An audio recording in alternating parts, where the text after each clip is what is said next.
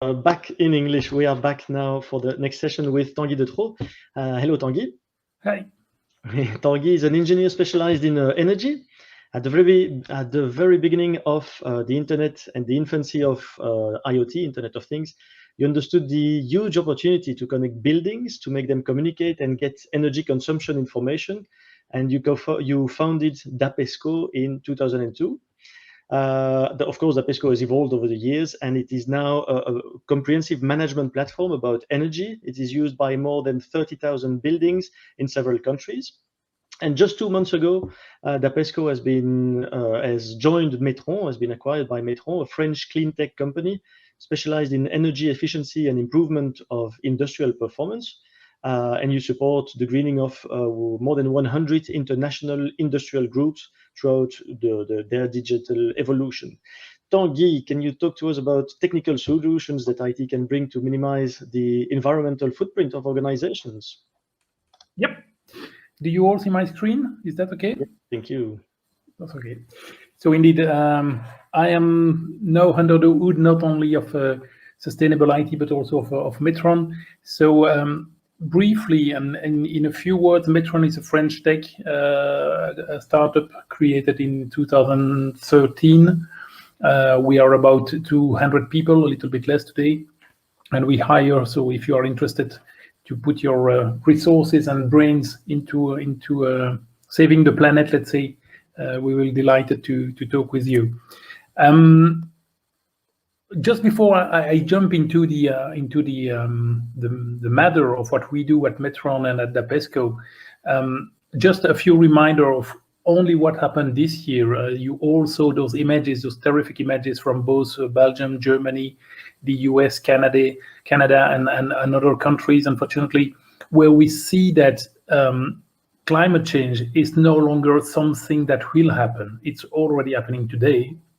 And even with the COP21 and all those conferences and blah, blah, blah, and blah, blah, blah, where people say we have to change something before 2050, unfortunately, what we see is that we will not have to wait until 2050 to get things done.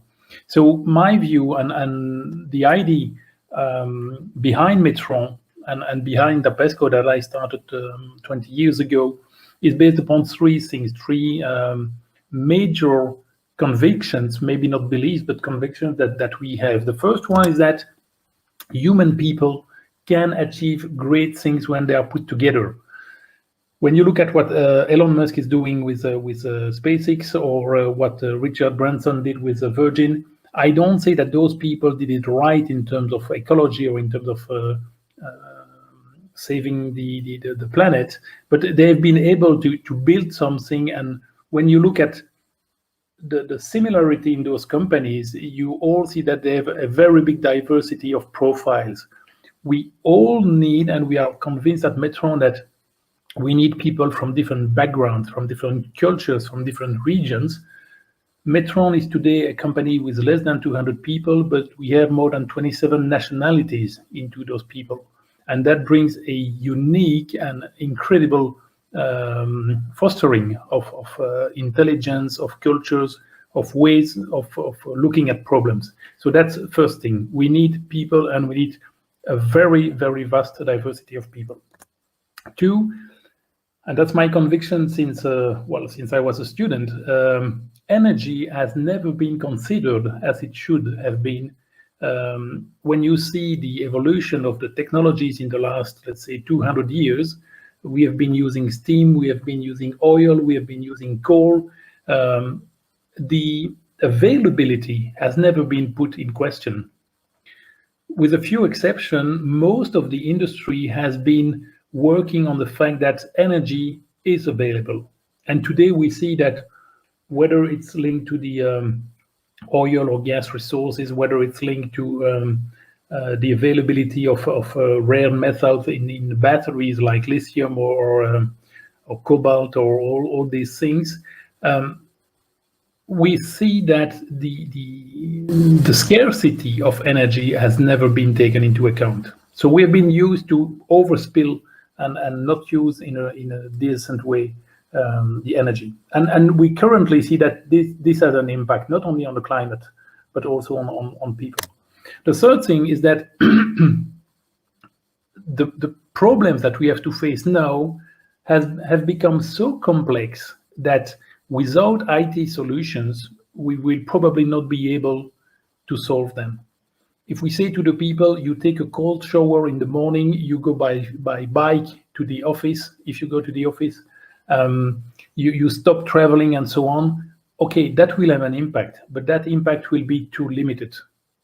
Okay, that impact will not be sufficient to solve the problems we are facing now. So we need other solutions, industrial solutions at the global scale, and we strongly believe that those solutions can only come with the help of IT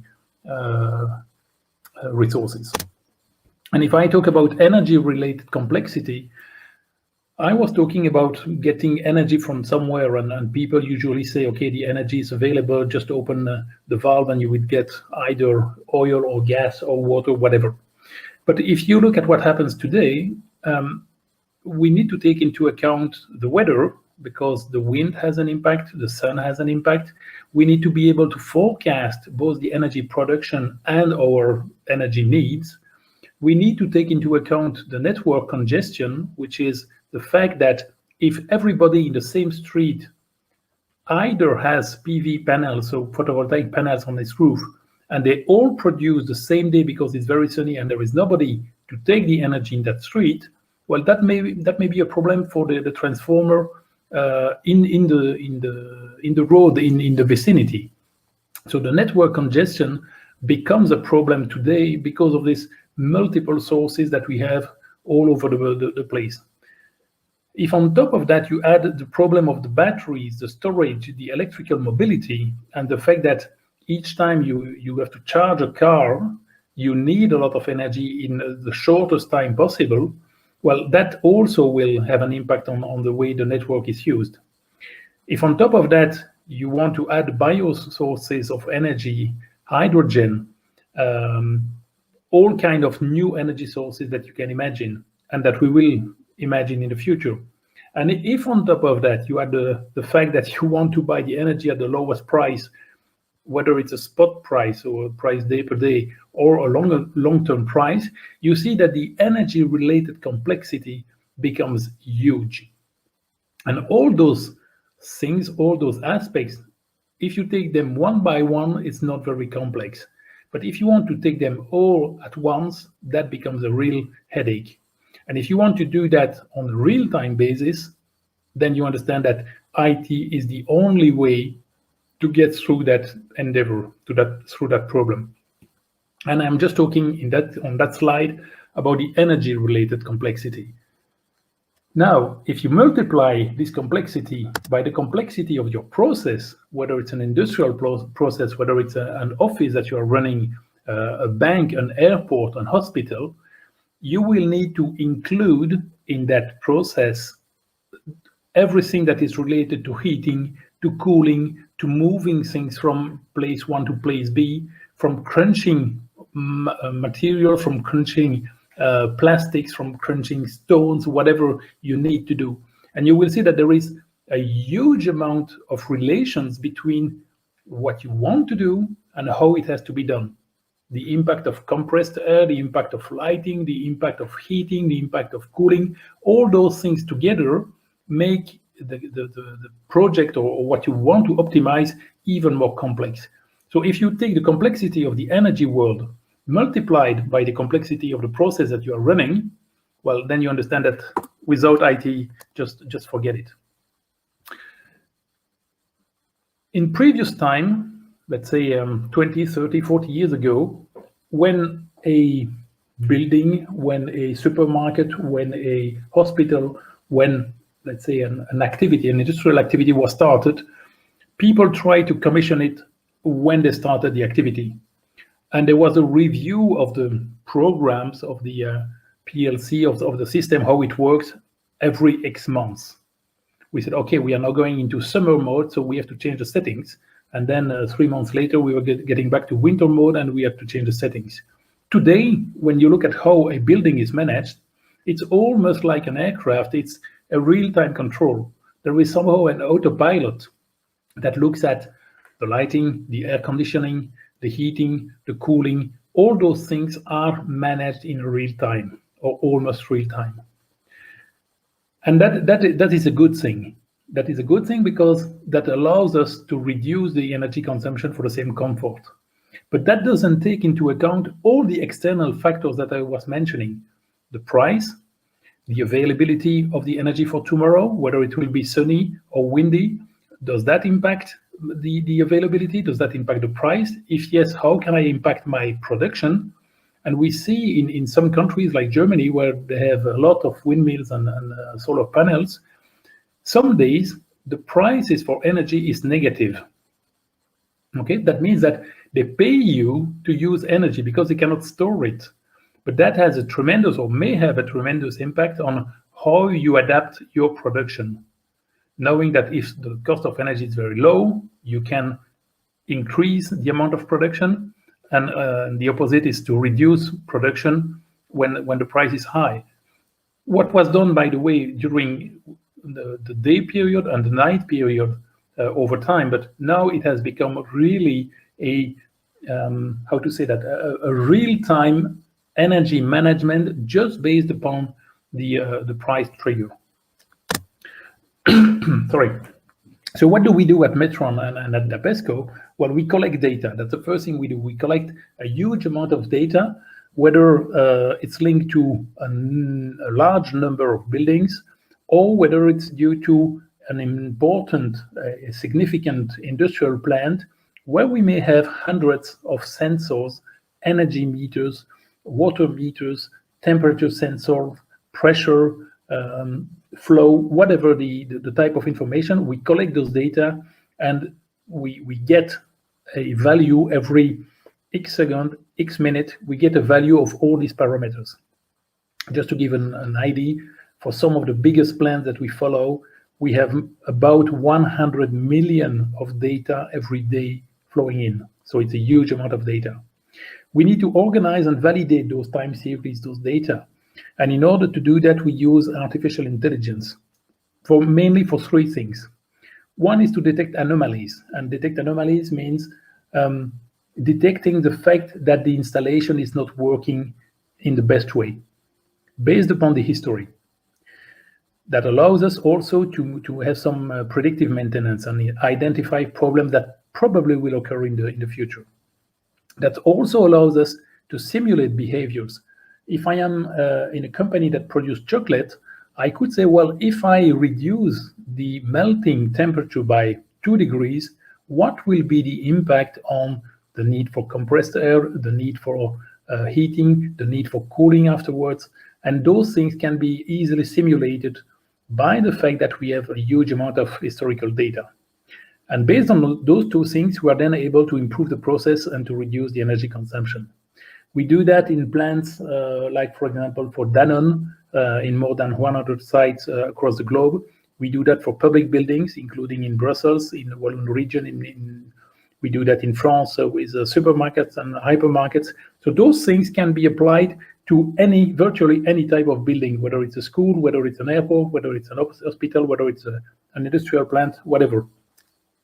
Now, getting back to the theme of today, which is the artificial intelligence, the curve that you see on the screen is simply consumption or power, let's say, at night, and then over day, you see that we are going from, let's say, 50 to 100, and then getting back to the level at night. Let's say it's a supermarket, you have night consumption, only the fridges, then you have the day consumption with more air conditioning and lighting, and then you get back to only the fridges at night. Good.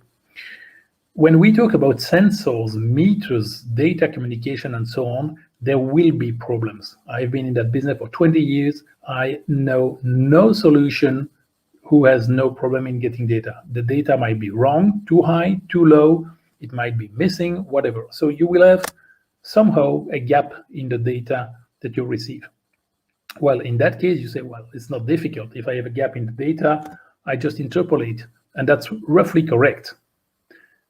Now, if I do the same thing, and that's the same profile, but over a full week, starting on Monday and ending on Sunday, if I have a gap during 3 or 4 days and I interpolate, well, you easily can imagine that the data that I'm getting is completely wrong, and that all my assumptions, all the analysis that I will make will be wrong too. So by using AI algorithm and methods for reconstruction, we are now able to say, okay, if I have a gap, and you see the blue line would be removed, it can be replaced by the green one. And the green one is not just a copy of last week, because last week could be, for example, a holiday, or last week could have a temperature which was completely different from the temperature today. So the AI allows us to go back into the past and make multiple correlations with the number of people, the temperature, the day of the week, the outside temperature, the needs in the stores, blah, blah, blah, blah, blah, blah.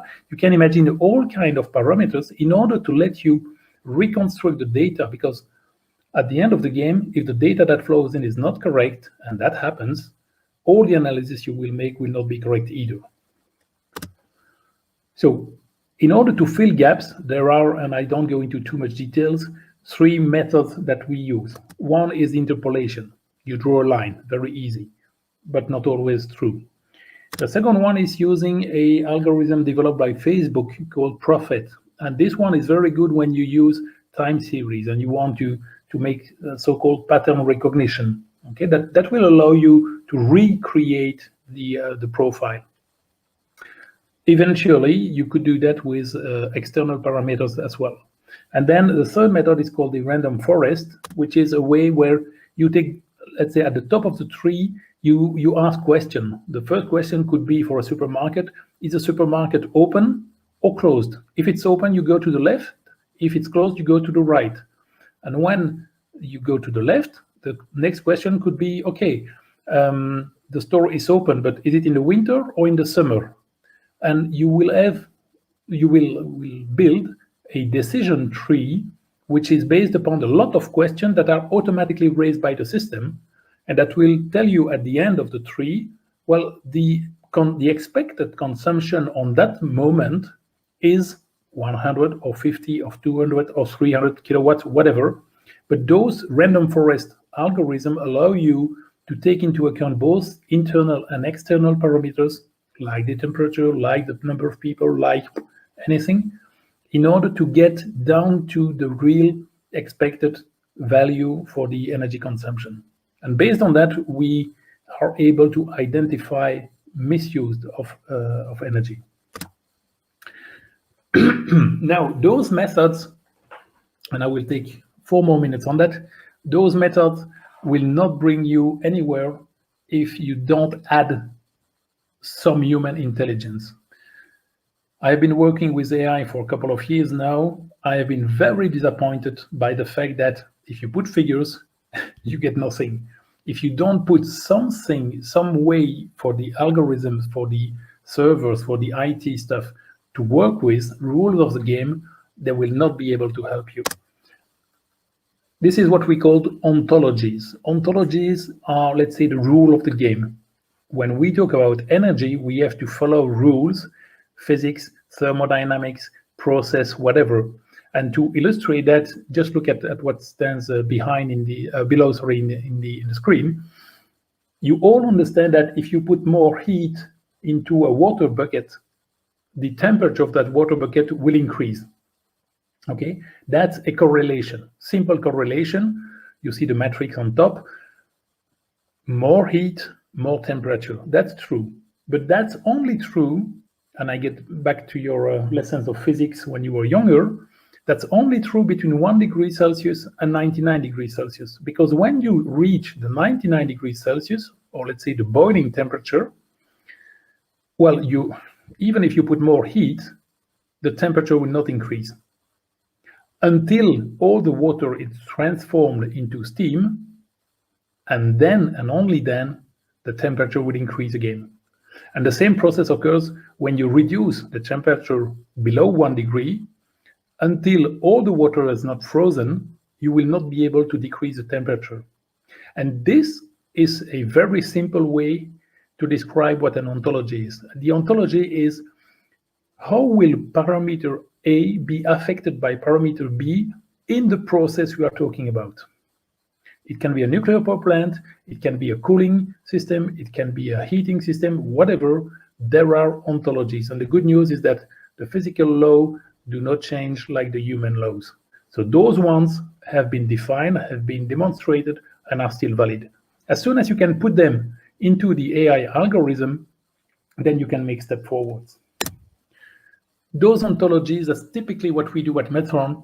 We combine both energy experts, the data that we collect, and this artificial intelligence with the ontologies.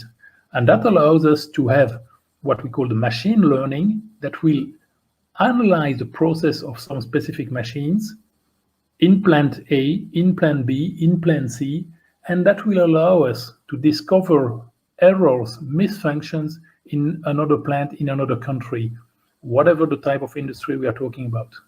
And the idea of Metron is really to get the data from all those machines, make those ontologies, discover the best practices, and apply them on the bad students, let's say, in the classroom.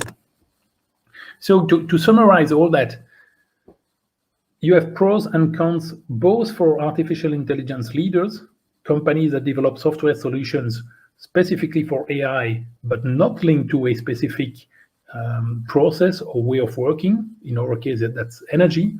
And at the other side, you have those energy leaders who have a lot of knowledge in the energy process, but not necessarily the competencies to use the data generated by the systems. And at Metron, what we try to do is to remove the cons of both worlds and combine all the competencies that are needed to allow us to really make the best use out of the data that we collect in order to reduce the energy consumption and the CO2 emissions, which is only one part of the solution. We know that CO2 storage, decarbonation is a much wider problem than just reducing the energy consumption, but those are things we are working at.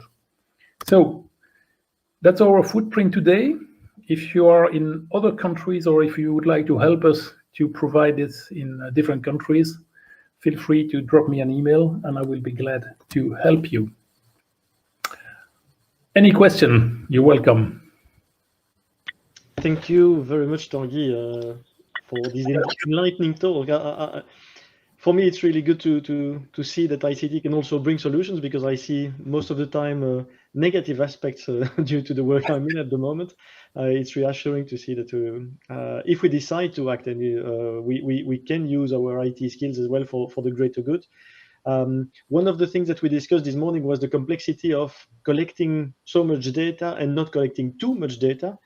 So there was a talk by Simon this morning on eco-design, and he's asking in the chat the question, maybe you can see it as well. As the complexity increases, IT is required because humans are unable to cope with it. Yet, to build the knowledge so that it is able to predict work and work with it, we need to create the rules for everything, every behavior, every condition. How do you tackle such an amount of work? With talent. With talent. We hire people that are really dedicated and were, let's say, brilliant in their way to analyze all this data. And that was my first belief, remember, in the orange slides. We need people with diverse competencies. We need front-end, back-end, physicians, thermodynamics expert, people driving with the data, storing the data. The variety of profiles that we have at Metron is huge. It's huge, and it's only 200 people today. You mentioned about diversity, and there was a comment from Delphine when you mentioned that she said diversity is not only about nationalities, it's also about backgrounds, genders, age, life experience, etc. And I know for a fact that at DAPESCO, at least, I don't know yet Metron so much, but that you are really looking at that kind of diversity, not just nationalities, but really everything. No, it's much more than nationality, much more. You agree with the Oh, definitely, 200%. She also mentioned, that's more of a remark, but it's interesting, I think, to mention it on the stage. What you described about process complexity for energy is close to multimodality in the transportation world. It's a complex system that requires a holistic approach. I guess that your kind of system could work for other things, actually, than energy. Definitely. And when we talk about logistics or we talk about transportation, some of the rules, some of the ontologies that we have developed for a thermal or thermodynamic process could be used in those worlds. The thing is today, within Metron, we have decided to remain focused on kilowatt hours, let's say, energy, but we are definitely convinced that our platform could be used in other worlds for similar needs in terms of tools.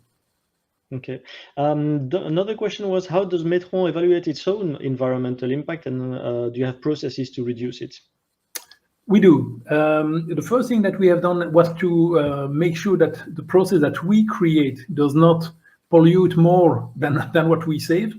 And in most of the cases, in every case, because we have done the exercise both at DAPESCO and at Metron, when you look at the amount of energy that is used by our customers, we are talking in megawatts installed based on some plants, tens of megawatts in some refineries and so on, compared to a couple of kilowatts on the servers. So the impact is very, very, very limited compared to the savings. But that's indeed something that we are working on. And for example, all the testing environment, which is not used during the weekend, is switched off. It's negligible in absolute values, but it reminds to all the people within the company that even that can be done. Yeah, but you also, I remember a discussion we had on the topic, and where you said that it was difficult to explain to, or at least to integrate for the young developers joining the company. They are so used to transmitting data all over the place all the time, and reminding them that actually we can be more efficient in terms of data transfer, collection of just the right type of data, etc., collection of points in time, or at least reducing the amount of data that you need to keep, for example. You mentioned it was a challenge that you try really to tackle within the company as well. Yeah. We have to remain aware that it's not, we should not reproduce with IT the wrong things we have done with energy. We have considered energy as being, how to say that, not limited. You open the valve and there is something coming out of the crane, out of the valve, sorry. With the IT today, we all have a smartphone and we all see and send pictures and blah, blah. That takes a lot of bandwidth. That takes a lot of volume of data. And we have to remain aware, and that's the good news when you become a little bit older, like in my case. When I started, we had no Wi-Fi. There was no ADSL connection. So we were using analog modems to transmit data. And at that time, we had about, let's say, 100 to 1,000 less bandwidth than today. So this is something that I have to remind to the younger people. Yep. But it just remind them it's nothing wrong with that. Thank you. We are just on time. There's a couple more questions in the chat. What I suggest is if you can maybe have a look at it during the next session. One of them is about, actually the question is kind of, what's the balance between all the things about buildings compared to IT in this case? We know that buildings and heating and also transports are the two key elements of greenhouse gas emissions, and that IT plays a role somewhere like 4% or something like that worldwide. So that gives already an indication that usually an IT solution that can help us reduce greenhouse gas emissions in other places is a good thing, but I'll let you answer in the chat in more details. I will do that. I will end this session. Thank you again, Tanguy. Thank you. For everyone, we'll be back in a second with Carole, Patrick, and Hervé. Don't switch off. You'll be transferred to the networking session for a few seconds.